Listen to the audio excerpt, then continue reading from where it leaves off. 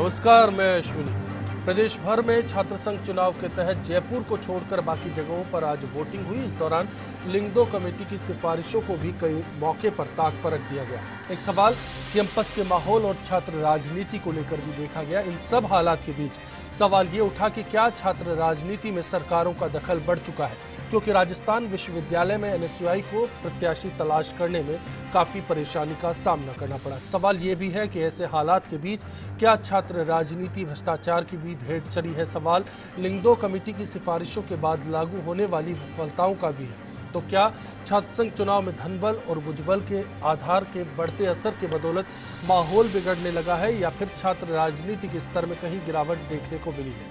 हर सवाल पर होगी बिग फाइट लाइव में बात। खास मेहमानों के साथ जारी रहेगा चर्चा का दौर। एक सवाल जो कि कांग्रेस ने खड़ा किया, मूल बहस का मुद्दा है, क्या छात्र राजनीति में सरकारों का दखल अब बढ़ने लगा है? फर्स्टइंडियान्यूज.com पर आपकी राय का इंतजार रहेगा। साथ ही फेसबुक या फिर ट्विटर पर भी आप बता सकते हैं कि सवाल पर आप क्या सोचते हैं।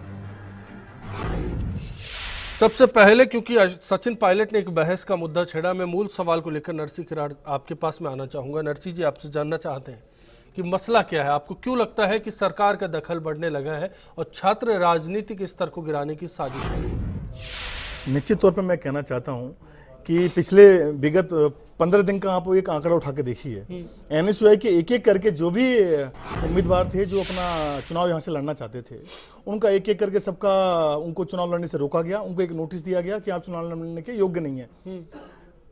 इसमें कहीं ना कहीं निश्चित तौर पर यह संदेह जाता है कि इसमें सरकार की मिलीभगत है। जो हमारे लोग मेन कैंडिडेट थे उनको चुनाव से रोका जाना इस बात का परिचायक है कि इसमें जो माननीय कुलपति महोदय जो वहां बैठे हुए हैं उनको सोचना चाहिए कि क्या एनएसयूआई के ही लोग सारे लिंगदो की जो नियम है उनकी धज्जियां उड़ा रहे हैं या उनकी पालना नहीं कर पा रहे हैं। अभी तो जो दूसरा अन्य संगठन है एबीपी, उसके भी जो एक दो छात्र थे, चाहे अंकित दहल था, उसका जैसा मामला रणदीप का था, आपने रणदीप को भी बाहर कर दिया, दीपक मीणा उसको बाहर कर दिया, तिसला को आपने बाहर कर दिया। कितने बड़े शर्म की बात है कि हमारे छात्रों को कोर्ट की शरण लेनी पड़ रही है आज। लेकिन मैं फिर भी धन्यवाद देना चाहूंगा माननीय न्यायालय का कि उन्होंने कम से कम हमारे एक एनएसयूआई के एक कैंडिडेट को आज मौका दिया। नहीं तो ये तो खुद ही चुनाव लड़के ये मैसेज देना चाहते हैं कि हमारे सामने कोई चुनाव लड़े। क्या तर्क है कुलपति की ओर से, क्यों चुनाव नहीं लड़ सकते आपके जो 5 अयोग्य करार दिए गए प्रत्याशी उनका? देखिए, पहले मैं बताना चाहूंगा आपको रणदीप का मामला। आपने उन्होंने कहा कि आपके पास क्रेडिट पूरा नहीं है। मैं कहना चाहता हूं कि जब उसने डिग्री कंप्लीट कर ली, डिग्री कंप्लीट करने के बाद आप पेपर दोबारा से इंप्रूव कर नहीं सकते, पेपर 2 आपका है नहीं, तो आप फेल कहां गए? दूसरा मैटर था इसका त्रिशला चौधरी का। त्रिशला चौधरी ने चूंकि आईसीजी कॉलेज से अपनी डिग्री एमएससी प्रीवियस कंप्लीट किया। एक लड़की एक राजस्थान यूनिवर्सिटी में पढ़ना चाहती है, प्राइवेट कॉलेज को यूनिवर्सिटी को छोड़कर वो गवर्नमेंट यूनिवर्सिटी में आना चाहती है, क्योंकि वहाँ फीस ज़्यादा थी। वो फेल स्टूडेंट तो नहीं है, उसके परसेंटेज उठा के देखिए। और लिंगदो में कहीं नहीं लिखा हुआ कि आप कहीं पढ़ाई छोड़ के एडमिशन नहीं ले सकते। उसमें लिखा हुआ है कि स्टूडेंट फेल नहीं होना चाहिए। जब स्टूडेंट फेल नहीं है, आप उसको किस आधार पे बाहर का रास्ता दिखा रहे हो? दीपक मीणा के साथ आपने ऐसा किया। जो हमारे मेन कैंडिडेट थे चुनाव लड़ने वाले, सबको आपने बाहर का रास्ता दिखा दिया। लेकिन हम सबके ऊपर भी कोई देखने वाला है और कोर्ट ने आज हमें एक बहुत बड़ी राहत दी है।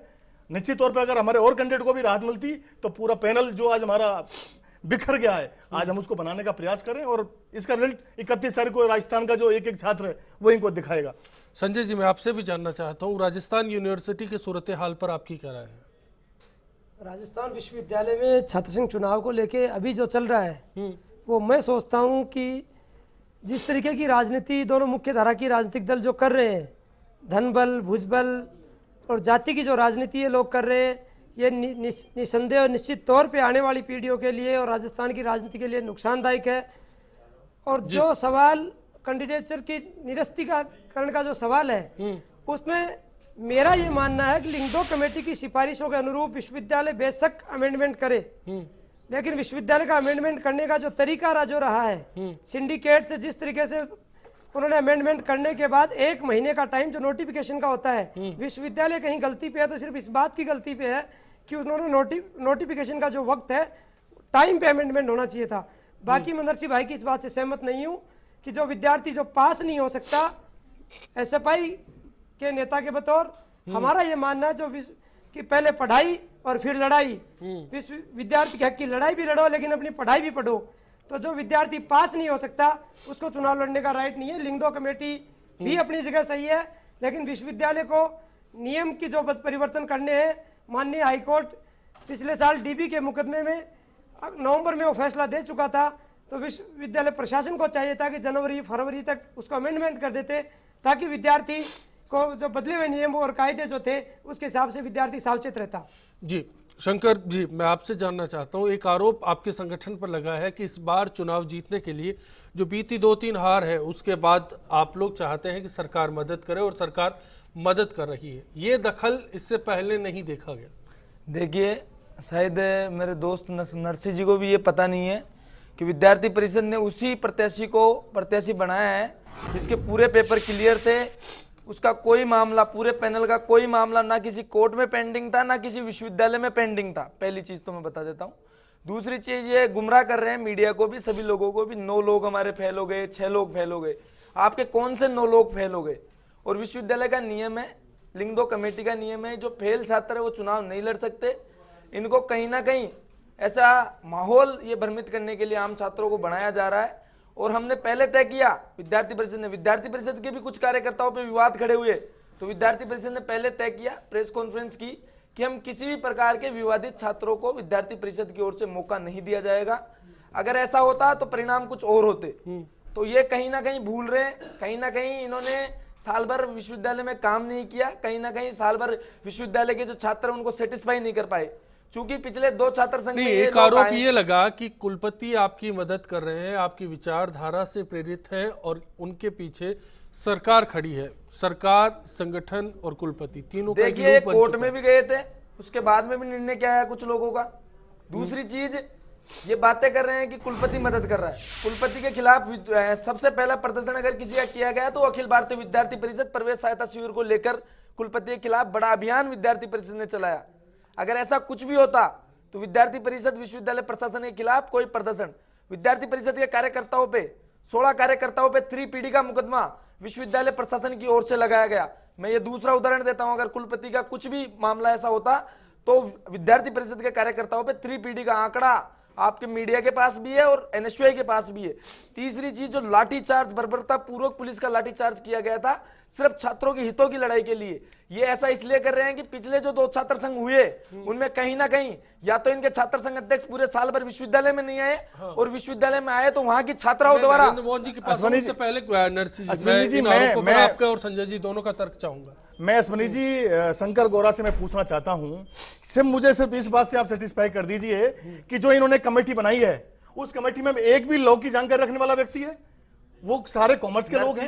मेरी बात सुनिए शंकर जी, आप बताइए, विश्वविद्यालय कमेटी बनाई है, हमने कमेटी नहीं बनाई। जहाँ पे मोहन भागवत जी आके आप विरोध कीजिए ना, आपने विरोध करने का विरोध किया ना, आप बताइए क्या क्या विरोध किया, आप बताइए ना। मैं बता रहा हूं आपने क्या विरोध किया, छात्रों को आपने विरोध किया, आपने छात्रों को मेरे को पता है क्या विरोध किया आप लोगों ने। आपने रातों रात आपके पास कमेटी बनाई है, सिंडिकेट हमने बनाई है क्या? विश्वविद्यालय ने बनाई है। विश्वविद्यालय में आप छात्रों के लिए लड़ाई नहीं करते, छात्रता को लड़ाई लड़ी, सिर्फ गुमराह करने के लिए। संजय जी भी कुछ कहना चाह रहे हैं, आप दोनों से संजय जी भी कुछ कहना चाह रहे हैं। चेहरों को वहां पे लाके रख जी, संजय जी कुछ कहना चाह रहे हैं। मोहन भागवत जी रुकते हैं, विद्यार्थी परिणाम कौन करेगा? चौंकाने वाले परिणाम पता चल जाएगा। ये कल्याण कॉलेज के विभाजन के मुद्दे पे पूरे राजस्थान में देखा है, जहां विद्यार्थी परिषद ने अपना मन बना सकता है के साथ साझा मोर्चा बनाया और सरकार के एक इशारे पे विद्यार्थी परिषद मैदान छोड़ के भाग गई। एक आरोप और लगा है, संजय जी कह रहे हैं, एक आरोप और लगा है। संजय जी कह रहे हैं आपने इनके साथ टाई अप किया। ये हम बताते हैं, जब कल्याण कॉलेज का विभाजन हुआ, विद्यार्थी परिषद ने पहल की, संयुक्त मोर्चा बना SFI, ABP और NSUI का, और आंदोलन को बीच मझधार में छोड़ के विद्यार्थी परिषद सरकार के इशारे पे आंदोलन को बीच में छोड़ के चली गई। और आज उसका परिणाम ये हुआ कि सीकर जिले में कॉमर्स कॉलेज को छोड़ के तमाम कॉलेजों में SFI सैकड़ों और हजारों के अंतर से चुनाव जीती। चलिए मैं इस पर मेरा सिर्फ आपसे एक निवेदन है। हाँ जी, आप जब आपने ये आज बिग फाइट में हमें बुलाया है, इसका निष्कर्ष निकलना चाहिए। आपके माध्यम से पूरे राजस्थान के तमाम मतदाताओं से मैं एक सवाल मैं उनको बताना चाहता हूं, क्या विश्वविद्यालय ने सिंडिकेट बुलाने से पहले छात्र नेताओं को नोटिस दिया, उनको 1 महीने का टाइम दिया? पहला सवाल, क्या उसमें छात्र संघ के नेताओं को बुलाया गया? क्या उनसे उनकी मांगे पूछी गई? क्या उनको उसमें शामिल किया गया? और क्या ऐसे चेहरों को उसमें शामिल किया गया जिनको विधि का ज्ञान हो? ऐसे लोगों को आपने उसका प्रभारी बना दिया, उसका हेड बना दिया, जिनके घर मोहन भागवत जी रुकते हैं। ये अपने आप में बहुत बड़ा चौंकाने एक वाला विचारधारा एक प्रेरित है। बात है। मैं नरेंद्र मोहन जी आपसे समझना चाहता हूं कि ये जो तस्वीर आ रही है, लगता है कहीं ना कहीं छात्र राजनीति के स्तर के बीच में अब सरकारों का दखल बढ़ने लगा है। देखिए, छात्र संघ के जितने भी चुनाव पूरे प्रदेश में नहीं देश भर में जो हो रहे हैं वो लिंगदोह कमेटी की सिफारिशों के आधार पर हो रहे हैं। सभी विश्वविद्यालयों ने लिंगदोह कमेटी की सिफारिशों को अपने अपने संविधान में समाहित किया है। अब प्रश्न ये उठता है कि क्या कोई भी व्यक्ति उस लिंगदोह की जो सिफारिशें हैं उनमें किस रूप में परिवर्तन करता है। मैं इस संदर्भ में एक बात कहना चाहूँगा कि गत वर्ष जो चुनाव हुए राजस्थान विश्वविद्यालय में, जिन्हें शांतिपूर्वक चुनावों के रूप में एक ऐतिहासिक चुनाव माना जाता है, मैं उसका प्रभारी था। मैं एक बात निश्चित रूप से यहाँ कहना चाहूँगा कि किसी भी प्रकार का कोई संवाद जब छात्रों से नहीं होता है तो ऐसी स्थिति में कुछ समस्याएं उत्पन्न होती हैं।